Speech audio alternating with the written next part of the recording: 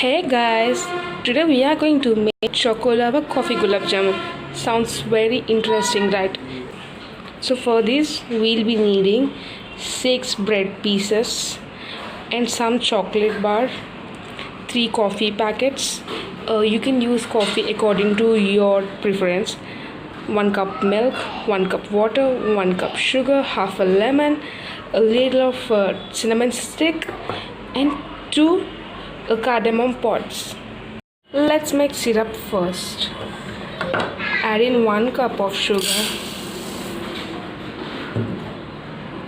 1 cup of water, cinnamon stick, cardamom pods.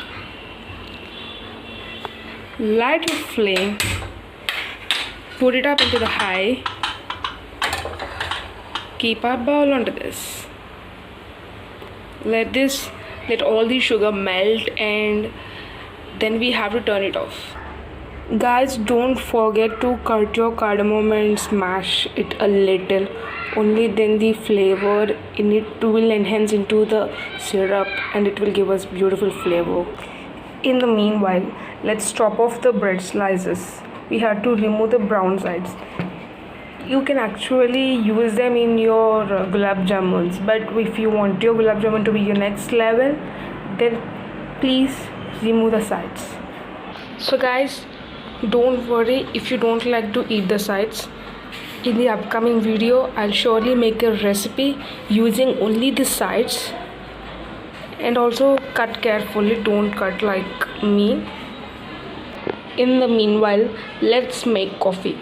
You don't really need to heat up the milk, but when you bring the fresh packet, don't forget to boil it, and when it gets cooled down, you can mix in the coffee powder.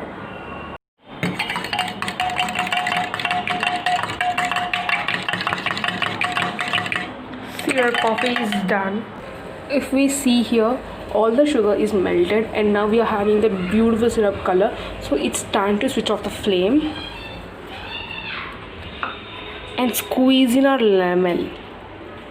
After squeezing, just give it a good mix and we are done with it. So take a bowl, smash the bread with your hand. I don't want to show this here because if you see it then you may not want to eat it. So let's do off the camera. It's always better to smash with your hand, but also if you want you can toss them in your mixie jar or blender and make it into a fine powder. Now add in the coffee little by little and then mix it. Take a tiny ball, keep a hole in it, and now take this chocolate, keep it inside and make a roll. So guys, now we are done with making these rounds and there's a very little batter left over, so I made this tiny one with it, and I'm not going to fry this. I'll have it just the way it is. You don't need to buy big chocolate compounds, you just need a 10 rupees dairy milk for this, it's enough. And now let's toss them in.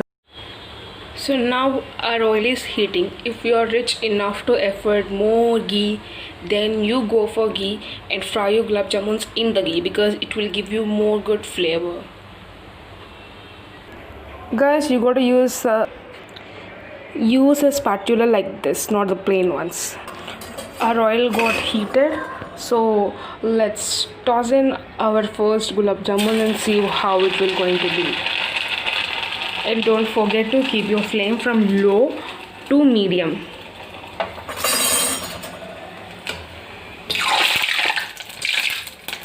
As you can see, it's a bread gulab jamun, it gets cooked more faster. So while cooking, don't forget to spread the heat evenly around the pan. In this way, let me cook all the gulab jamuns. Because of coffee, we are getting the color more easily and brighter. So guys, my new invention is that, actually it's a discovery. Have you remember we made a tiny dough with a little chocolate inside it? I ate it just the way it is, and guys, it was yummy. I think it's going to be a easy to do quarantine snack. Usually breads absorb lots of oil, so if you are on diet, don't deep fry your gulab jamuns, just bake them. You can also bake your gulab jamuns using the one with the vessel which you make idli, or the one with which you make paniyarams. The healthy alternatives are using jaggery instead of chocolate, and using jaggery or date syrup, using the normal syrup, using brown bread or multigrain bread instead of the white bread.